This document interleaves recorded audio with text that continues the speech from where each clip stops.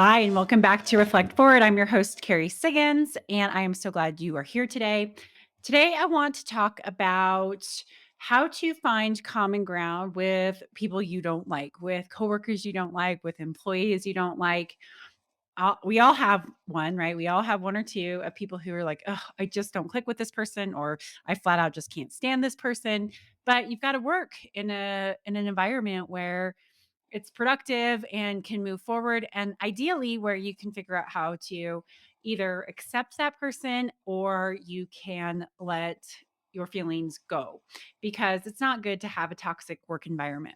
So I want to talk a little bit about what you can do to find common ground with those people who you just don't click with, because it's okay, you don't have to click with everybody, but it is important to find common ground and create as healthy and dynamic of a team environment that allows for all different types of people to succeed, even if there are people who don't click or who don't see eye to eye.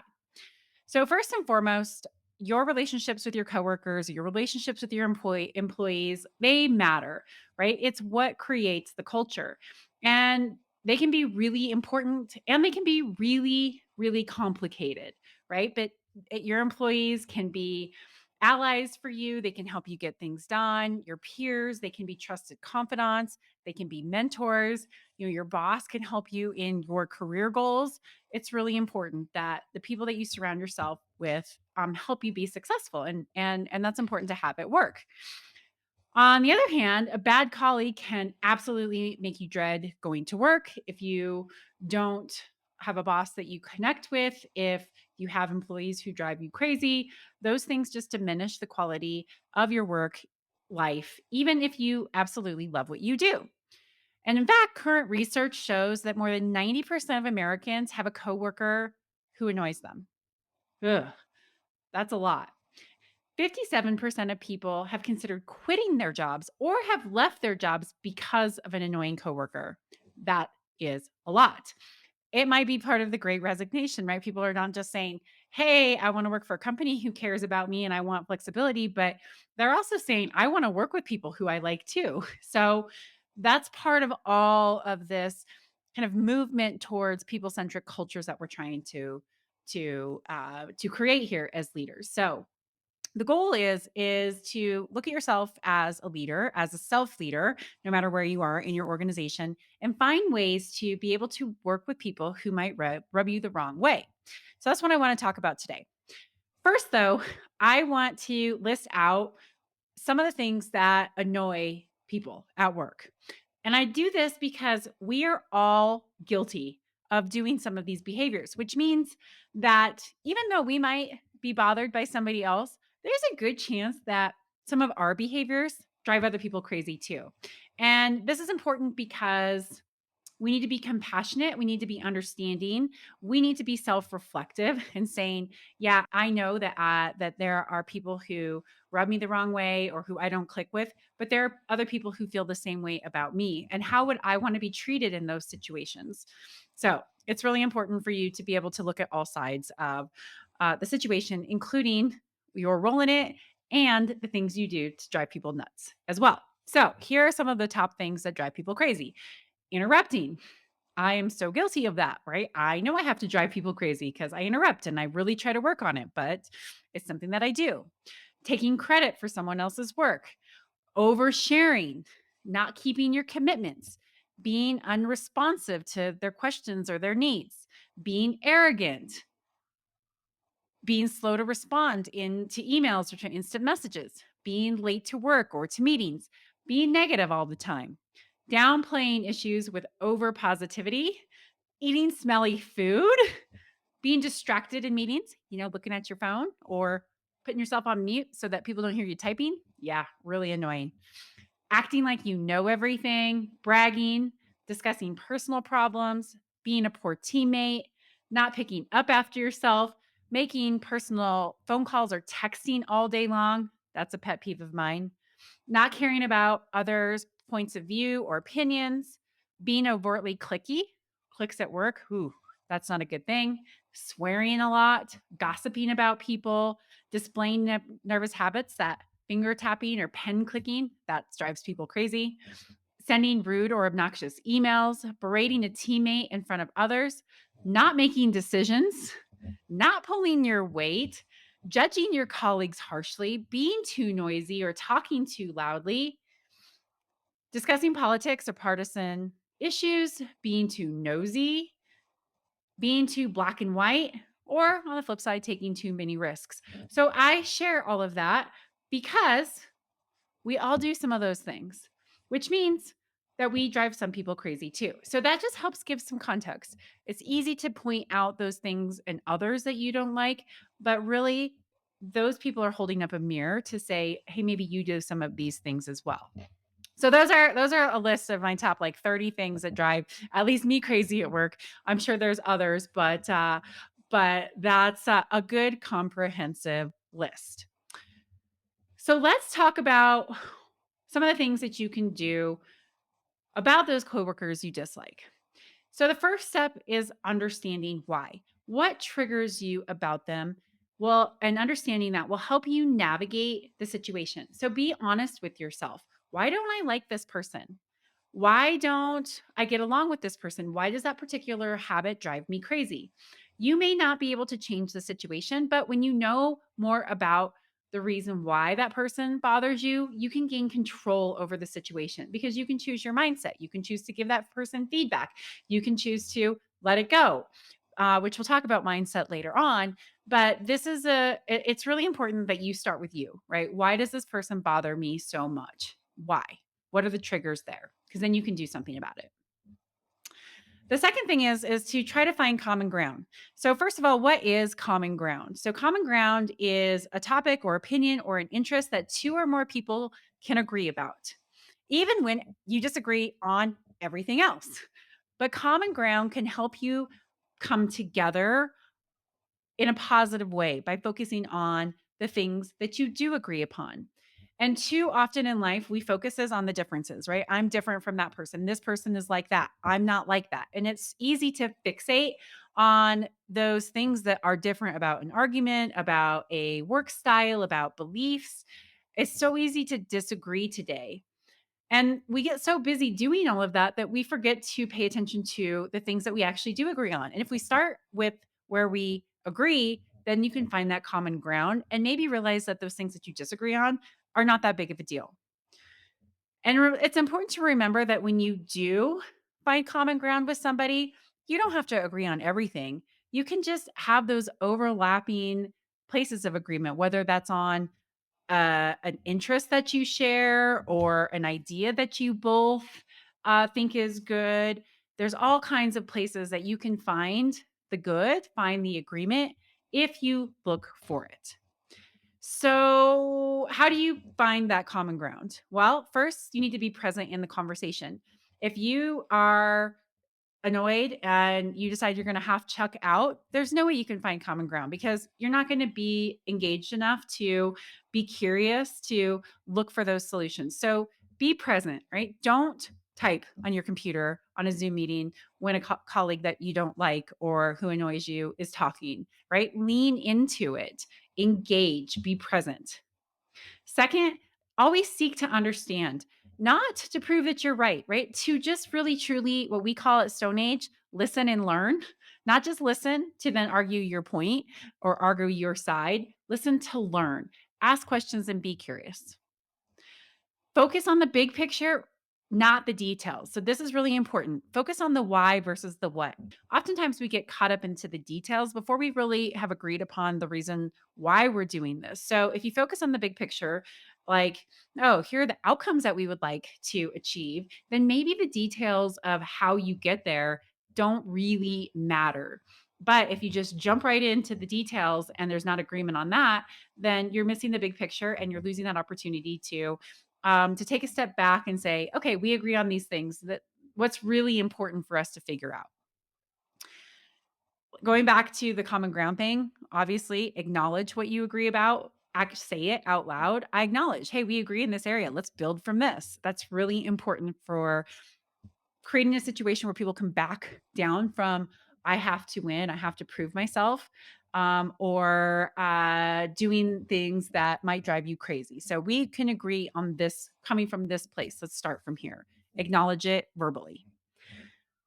The next thing is honor the person. It's so easy to, I don't dismiss or disrespect people who don't see things the way we see. And in this highly polarized world, we are so disrespectful. We are so not interested in honoring different viewpoints. So it's just a good reminder when you're looking for common ground that it's okay to have differing viewpoints. That's actually a good thing. We make better decisions when we look at problems from all different angles. And having different belief systems doesn't make people bad. It just makes it a different belief system. And I say this all the time, just because you believe it's true doesn't make it actually true.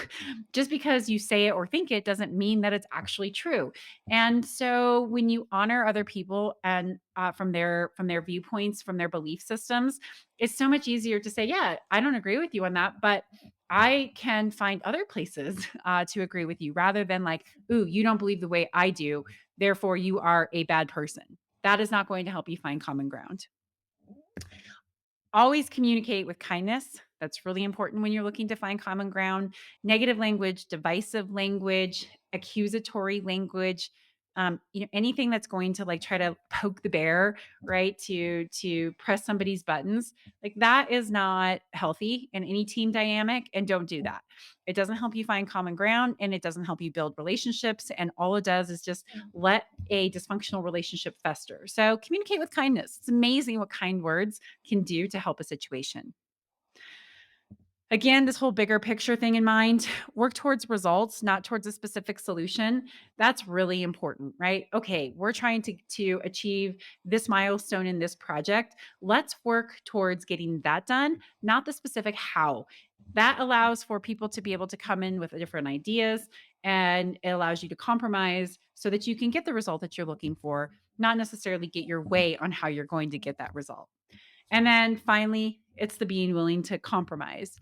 When you're looking for common ground, you have to compromise. You have to be able to say, "Yep, that's okay. I might not have done it that way, or I might not agree with that, but I'm good with this decision," and finding that common ground. So that's one whole topic there in this podcast here about how to find common ground. But it's really an important one because we have to find common ground. We have to find common ground with all kinds of people in our lives, at work, in personal lives, in our communities. And if we take this mindset of I'm always looking for common ground versus I'm trying to point out the differences, you will have more effective relationships at work, even if you do have very differing opinions. Okay, so those are common ground type things that's one type of problem in the workplace.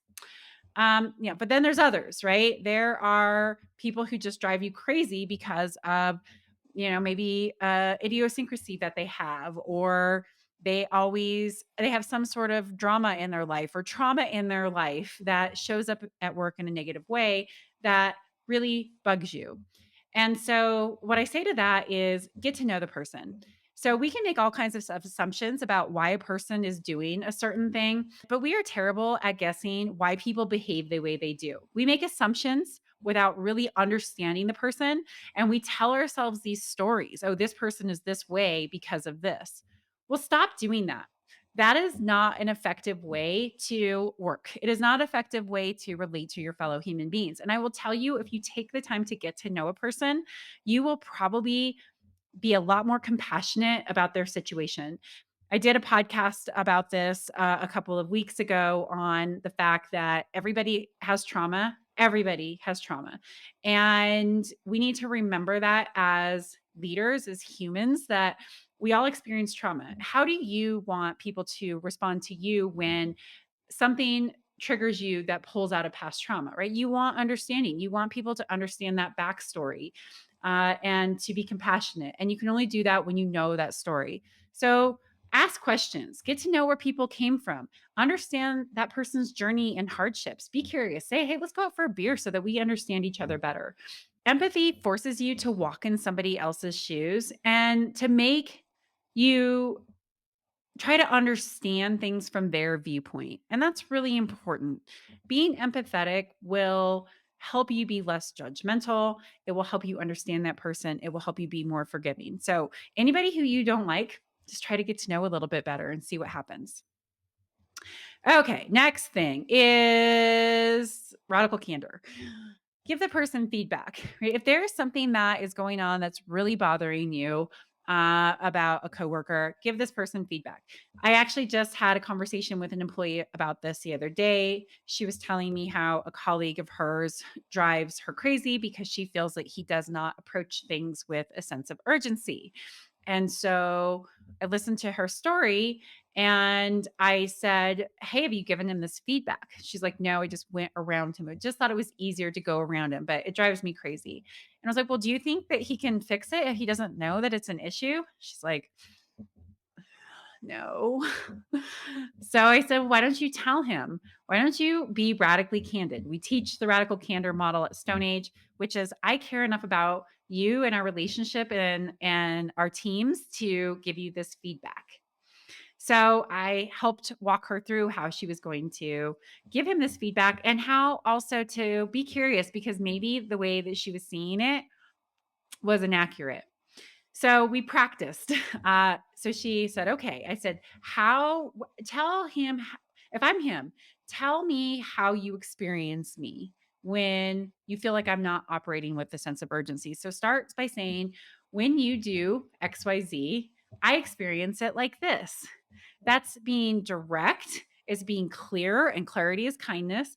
And it allows you the opportunity to be helpful. People can't really argue with your experiences, but they can help you say, "Oh, well, that's not at all what I meant," or, "Here's my side of it." So she went to him and she said, "Hey, when you don't approach a problem that I bring to you with a sense of urgency, I experience it as you being a poor teammate, as you being somebody who doesn't care about the customer problem, about the problem that I'm trying to solve, and it doesn't feel good. It makes me feel like I have to go around you to get an answer, and I don't want that.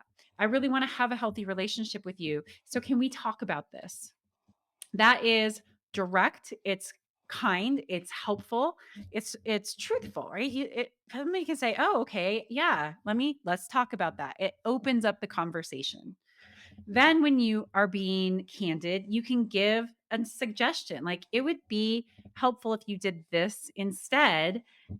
And so she would told him, "It would be really helpful if you just sat down and you asked me some questions so that you understood my sense of urgency so that I can feel less stressed so that when I go talk to my customer that I can help him feel less stressed or her feel less stressed." So offer that suggestions and then ask questions and be open to hearing their side of things. So tell me, with this sense of urgency, like, do you feel that you approach it with a sense of urgency? Is there something that I'm doing that is creating you not wanting to work with me? Help me understand. And then commit to working on the relationship together. This is such a powerful tool to be able to use this radical candor model. I care enough about you to give you this feedback. When you do XYZ, I experience it like this. Offer a suggestion. It would be helpful if you did this instead. Ask questions and then commit to working on the relationship. It is amazing how many relationships this model right here can fix. How it can help you find common ground with a coworker just because you talk about the problem instead of make assumptions about it, work around it, sweep it under the rug and just let it fester. Okay, next one. We're all judgmental. Humans are just judgmental. That's what we do. And because we judge one another, we can create unhealthy, toxic, negative relationships. We can make all kinds of assumptions. So when you catch yourself judging somebody, hold yourself accountable for it. Recognize it. Like, ugh, I'm being really judgmental here. I'm making an assumption about something that I don't understand. So maybe I should go back and practice empathy and understanding and acceptance. It is amazing what can happen when you catch yourself being judgmental. If you go down the path of venting about a certain person, "Oh, like he does this and it drives me crazy and da da da da da, and he's this way because of this way," all that does is perpetuate the negativity. And it doesn't actually fix the problem, right? You're not going and talking to that person, and you don't actually know why that person is is making that decision or doing that certain thing. You're making an assumption. So catch your judginess. It is a very powerful self regulation tool that can help you change your mindset, which we're going to talk about again. So when you catch yourself being judgmental towards a coworker, ask yourself, why am I feeling this way? How can I be more curious? How can I seek to understand? How can I let it go so that it doesn't bother me? Okay, next one is boundaries. Like sometimes they're just going to be people who you just don't click with, and that's okay. And you can employ all of these methods that I just talked about, and that can help you have an effective relationship with that person because you have to, you work with them, you can practice empathy, you can give feedback, you can stop being judgmental, but sometimes you just have to set boundaries. Sometimes a person is just negative and toxic, and you've got to deal with that person. So you can set some boundaries. You can say, hey, I am only going to interact with this person when I have to do XYZ. Limit the time that you spend with that person. Give yourself some breathing room so that person doesn't overwhelm you. Try to figure out how to disconnect emotionally from them, right? Don't get caught up in somebody else's drama, right? Just because somebody else is negative does not mean that you have to go down that path if you disconnect emotionally from them. Physically separate yourself when you know that it's going to lead to a negative interaction, right? Okay, I'm not ready to have this conversation with this person, so I'm not going to interact yet until I know that I'm in the headspace to be able to have it. And if you do know that you're going to go into an emotionally charged situation, because it happens, right? Take a deep breath, calm your mind. Know that this relationship, while it might be difficult, there is a gift in it if you look for it. Because, in the very least, it can just teach you how to be able to navigate tough situations with difficult people better. And we're always going to have that in our life. And how we navigate it is up to us. So you can use it as a practice, as a learning tool. So take that deep breath, calm yourself, calm your mind, calm your nervous system before heading into the conversation. All right. And then finally, and this is the most powerful one, and this is really about your mindset. Oftentimes, people do what they do because of themselves, not because of you. In fact, more than often, like 99.9% of the time, it's really because of what's going on with them. And it's really easy to get hurt, to get annoyed, to have an emotional response. But what happens if you chose not to do that? What if you decided not to take what they say or do personally? Like, that's a really powerful thing. In fact, someone once told me the most selfish thing you can do is take something personally, which means, like, why are you making this about yourself? Usually somebody's poor behavior, attitude, issues, right? They're about something that's been happening with them in the past, or in the present, but not really about you. So don't take it personally. It's amazing what happens when you say, "Oh, huh, that person is in a bad mood. There must be something that's going on," rather than that person is in a bad mood and mad at me. And now I'm going to be affected negatively because of it. You can choose your mindset. What if you chose to just accept the person for who they are? What if you said, this person is quirky? I work with somebody at Stone Age who is on the spectrum, and he has a habit of walking away in mid sentence. And the first time I experienced that was like, that is so rude. Like, I was in the middle of a sentence and he just walked away. And then as I got to know him better, I realized, okay, there's something that's off here. It's just a quirk, and he's overloaded. Like, he can't talk about it anymore. And so instead of taking it personally, I just smiled. So when the conversation is over and he walks away, the conversation is over. And so I've just learned how to accept that person, quirks and all, and have a really, really good relationship with him. And it makes my life so much better because I'm so much more accepting. In fact, that's the person of working with him who allowed me to be able to interview Elon Musk, because I figured out how to talk to, ask questions, and relate to people who are on the spectrum. So, anyway, yes, I did do an interview with Elon Musk, which is coming out here hopefully soon, which I'll share with all of you. Anyway, it's all about mindset, right? You can choose to just accept somebody. You can choose to just love that person for who they are, because love fixes all. You can choose to not let them rub you the wrong way. You can choose not to judge them. You can choose to change your mindset. Remember, we all have annoying habits, and we all want to be accepted and respected for who we are. We all want to just be loved. with our quirks and all too. And we can honor other people that same way by considering our mindset, changing our mindset.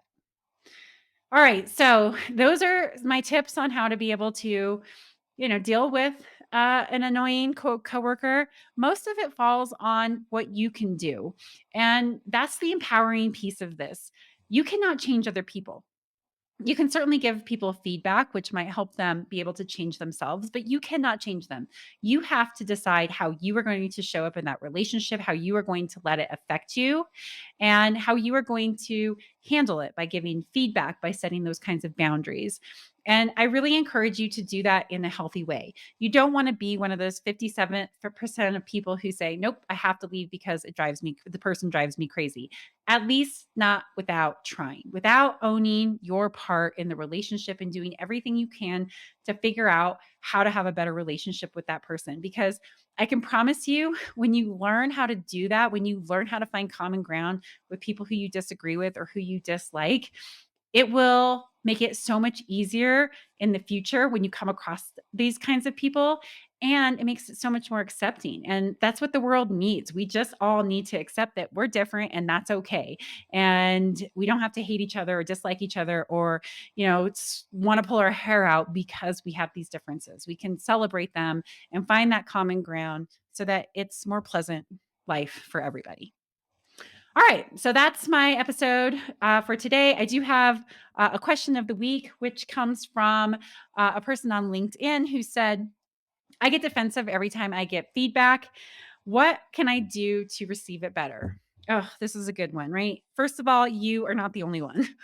It's really hard to not get defensive when you get feedback. But if you want to be a great self leader, a great people leader, and if you want to be a great teammate, you've got to learn how to be able to receive feedback well. So here are some of the things that I do.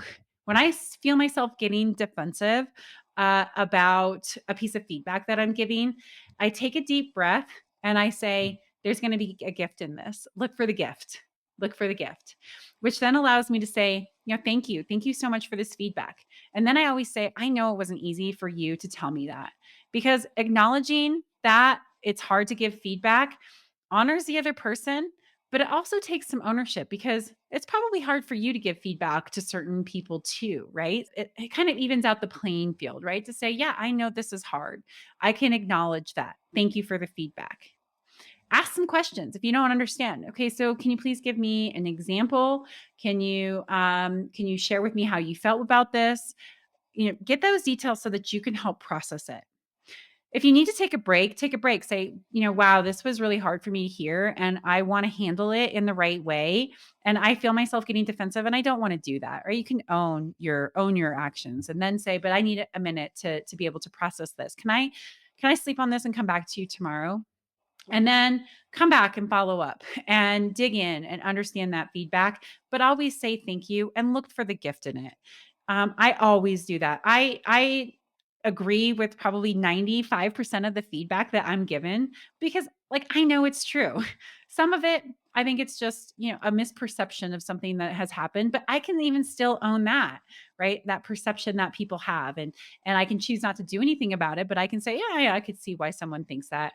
When I own the fact that people are giving me feedback because their perception is their reality, and I can figure out a way to be able to adjust myself, my behaviors, my language, my tone, the way I'm showing up to have a more effective relationship with that person, then I'm going to do that because that's what great leadership is.